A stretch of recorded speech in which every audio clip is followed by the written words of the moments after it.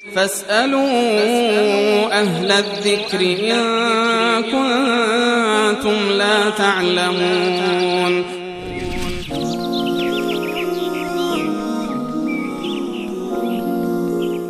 و بیننده به نام عبدالقدوس از بندرعباس پرسیدن که آیا کاشت جنین حلال است یا خیر؟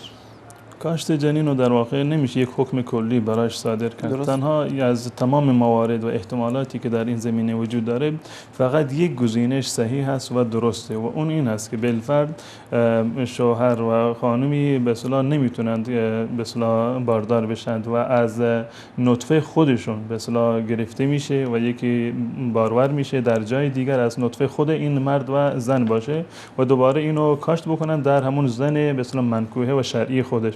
از شوهر رو بگیرند بارورش بکنند نطفهش رو و کاشت بشه در جنین همسرش. این صورتش جایز است.